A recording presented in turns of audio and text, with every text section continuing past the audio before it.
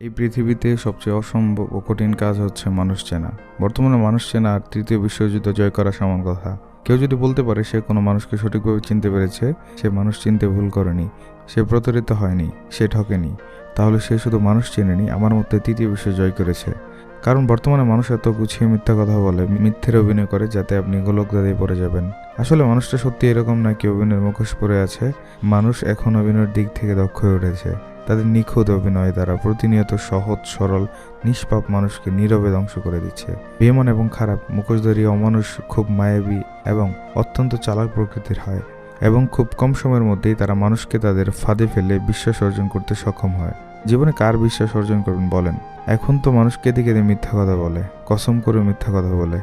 এরকম মুখোশধারী অমানুষ মিথ্যাচারের জন্য আমরা অনেক সময় সঠিক মানুষকে বিশ্বাস করতে ভয় পাই। আমরা ভাবি যদি আবার ছলনার শিকার হই, তবে এখন কিছু ভালো লাগে। তবে পৃথিবীতে এখনো অনেক মানুষ আছে যারা সৎ, নিষ্ঠাবান। কারণ ভালো খারাপ দুই মিলিয়ে দুনিয়া। বিশ্বাস করুন, তবে কোনো মানুষকে, অমানুষকে নয়। ধন্যবাদ।